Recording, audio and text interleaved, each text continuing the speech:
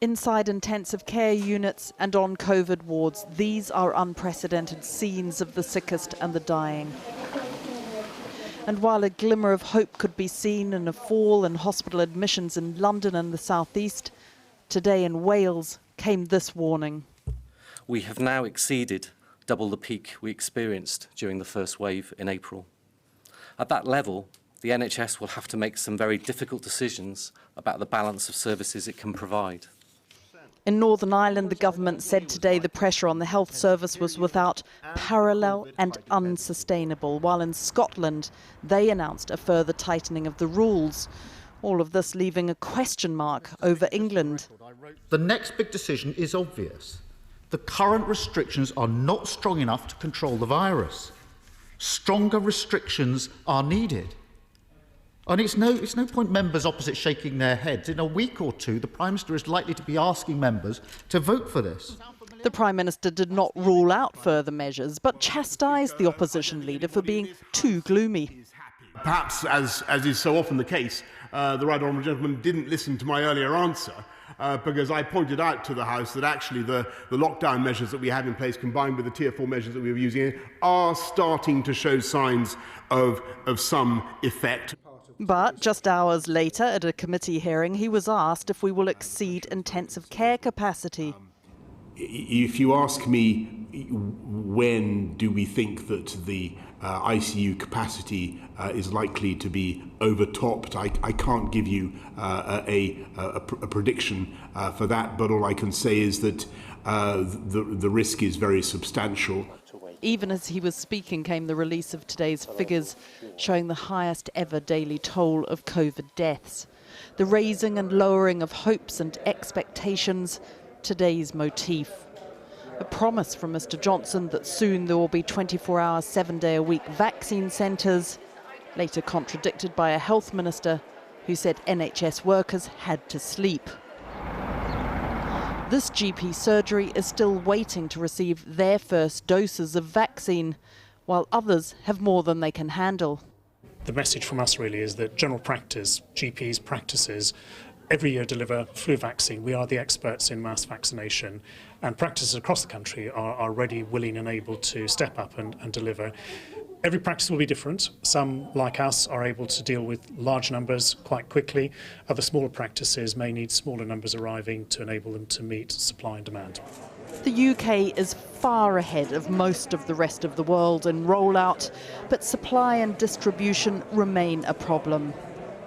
The fact is, vaccine production is a complex biological process which simply cannot be hurried, making the actual substance of the drug that takes up to 60 days as the cells have to grow and divide. Manufacturing the product, including filling the vials and packaging, takes a further 28 days. And the batch testing by the regulatory authority, the MHRA, should take up to 5 days, but is currently taking far longer. 1.1 million Oxford AstraZeneca doses have so far been released, with the aim to deliver 2 million a week by mid-February at the latest. And some news tonight. Remember the Health Secretary's promise to put a protective ring around care homes in the first wave, which many would say turned out not to be protective at all. Well, a letter has gone out to England's GPs asking them to have all care home residents vaccinated by next week or January the 24th at the latest. Now, I think this is off the back of figures showing that deaths are rising, sadly, again in care and residential homes. And it must be related, too, to an agreement that hospitals can, if they need to, discharge COVID patients back into care homes because of that desperate need to free up those hospital beds. You heard the Prime Minister there saying he couldn't guarantee that hospitals wouldn't run out of space in intensive care units, which would certainly come as no surprise to those of us who have seen recently the first-hand the pressures that those hospitals are under.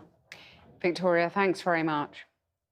Well, in Scotland, First Minister Nicola Sturgeon has announced tighter COVID restrictions that will come into force this weekend. Our Scotland correspondent Kieran Jenkins is in Glasgow for us now. Kieran, just tell us what exactly is changing. Yeah, firstly, Cathy, there is already a slightly stricter lockdown in Scotland than England, for example. Nurseries with some exemptions are closed here, they're open in England, and places of worship are closed in Scotland. But while there's discussion about tightening lockdown in England, it will now actually happen in Scotland. 6 further measures announced by Nicola Sturgeon today. The biggest, perhaps, is that from Saturday, click and collect services will be closed except for essential retail and a few others, including bookshops, homewares, clothes, electricals, baby equipment, that sort of thing. Here is the First Minister, Nicola Sturgeon. I know that none of this makes for enjoyable listening. If it's any comfort, though I don't expect it will be, it gives me no pleasure to be talking about further restrictions on businesses and on our individual freedoms to come and go as we please. But please know that we would not be doing any of this if we did not believe it essential to get and keep this potentially deadly virus under control. Another way the lockdown was tightened up in Scotland today, businesses doing takeaway can no longer have customers anywhere inside. They have to serve them through a hatch or a window or a door, and alcohol can't be consumed in public anywhere on mainland Scotland. So if you've bought a pint, for example, in a plastic glass, you can't drink it on the way home. And all this comes as we learned today that Scotland recorded its worst week of deaths last week since last May. Although some of those deaths occurred over the Christmas period, it's still an awful lot of lives lost. It is indeed. Kieran, thanks very much. Well, in a moment, we'll hear from the Health Secretary. But earlier, I spoke to London's Mayor, Sadiq Khan. With hospitalisations falling slightly in the capital and with infection rates edging down, I began by asking if the current restrictions were working. No. As I join you this evening, I join you with this sad, heartbreaking news. We've now lost more than 10,000 Londoners as a consequence of this pandemic. That's 10,000 bereaved families grieving for the loss of a loved one because of this pandemic. The epidemic is worse than it was in spring. The pressures on the NHS are far greater than they were in spring, but the lockdown measures are lighter. It is a fact that we have 45% more patients in our hospitals now than we had in spring, and we have more people using a mechanical ventilator in beds in London hospitals than any time since the NHS was formed. My message to any of your viewers in London in particular is the best way to help the NHS is to please stay at home. Do you think the NHS has now, in London, been overwhelmed? Over the course of the next few days, if the virus doesn't start to fall, we will run out of beds and we will be overwhelmed. As it is, our heroic staff in the NHS have done an amazing job in increasing flexibility, increasing capacity, but our staff and the NHS are stretched, are stressed, and are strained. Before Christmas, you spoke out against Tier 3 restrictions, which you said were catastrophic for the hospitality industry. And you also urged people to go Christmas shopping in December. Would you now, looking back, admit really that you were too slow to take the new danger seriously, and actually you wish you'd urged tighter measures earlier?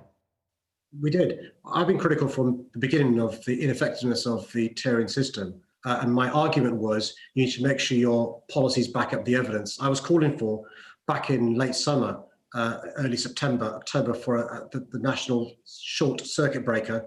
My view is a short-term pain, inverted commas, is far better than the stop-start tiering system we've had in place. And that's one of the reasons why I supported the SAGE Committee's recommendations for the national circuit breaker rather than the tiering system the government introduced. And just finally, how far from your house have you been to exercise during this lockdown? Well, I think the key advice from the Commission is one that I support, which is to use your common sense, to leave your home and to return to your home, not to go to other places when it comes to exercising. But a 7-mile bike ride up to the centre of town from your patch, that's OK? Well, I've not done that, but my advice to anybody thinking about leaving their home to exercise is use your common sense.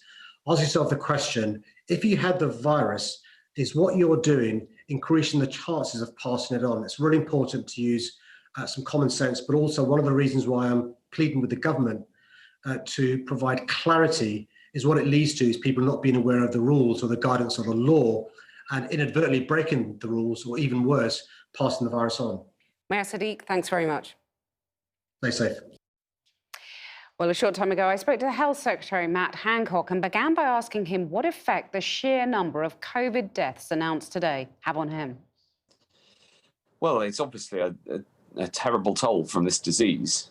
And I suppose, the overriding emotion I have at the moment is of determination to deal with this. But both, of course, to make sure the NHS has everything that it needs, but we've got to get the cases down. And the best way to do that is for everybody to follow the rules, stay at home whenever possible. And if you have to go out, to stay socially distanced from people. England's Chief Medical Officer, Chris Whitty, warned on Sunday that there would be avoidable deaths if the NHS was overwhelmed. Are we at that point that the NHS is now being overwhelmed? No, everybody who needs treatment from the NHS can get treatment from the NHS. And in fact, it's very important to say to everybody who finds something not related to COVID, you should come forward to the NHS. It's open and it's there to help you. But the NHS is certainly incredibly stretched. We've heard lots of reports about oxygen supplies being challenged and the staff-patient ratio in intensive care 1 to 6 in some places. How close is the NHS to the point of collapse in some areas? Well, some individual hospitals are clearly under very significant pressure and unable to take more patients, particularly, as you say, the hospital oxygen supplies. It's not the actual supply of the gas itself, it's the ability then to distribute it to the beds. Because if you think about it, when a normal hospital is full, it's full of people with all sorts of different conditions. At the moment, in some of the high prevalence areas, maybe half of the patients have COVID. That means that they'll need oxygen. And obviously that puts pressure on the ability to supply oxygen all the way around the hospital. But one of the advantages of having a national health service is that we have mutual aid. We have other hospitals taking patients from the hospitals that are under the most significant pressure. When we talk about these horrendous figures today, I look back to December the 18th when the SAGE committee warned that tougher restrictions were needed.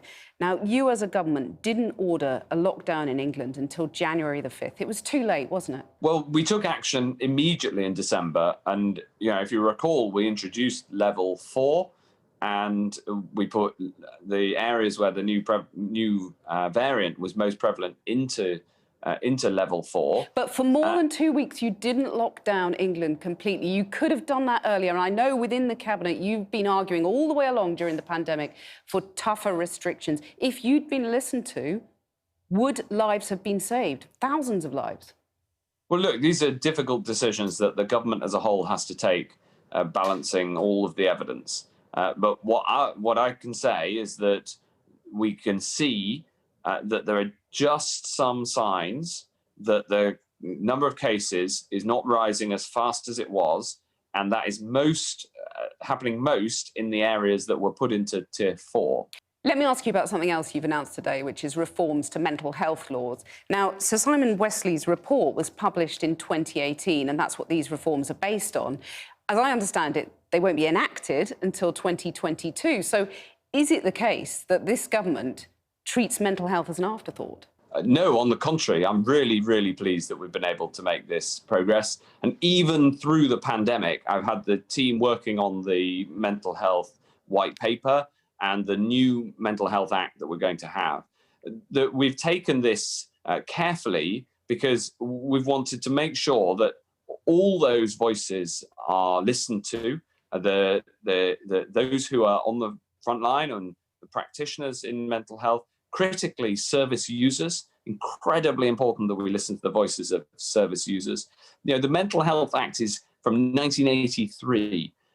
This is a once in a generation update to that and completely bring it into the 21st century. The Prime Minister says he's concerned about the Brazilian variant. Would you like to see flights from Brazil banned as urgently as possible? Well, we already have travel restrictions for those who come to this country from Brazil, and obviously there are restrictions, but it's not a ban. Well, the number of direct flights is extremely low. It's something that I'm talking to the Transport Secretary about. Given that we are seeing these new variants, that many scientists believe that COVID will simply become endemic, what can you do to reassure viewers that we're not going to be reliving this nightmare of lockdown after lockdown come the autumn? I think this is a really important point, that once you have a vaccine against a disease like COVID-19, then when you do see those mutations, if you need to adjust the vaccine, you get a new vaccine much more quickly. And we know we can do this because we do it every single year with flu.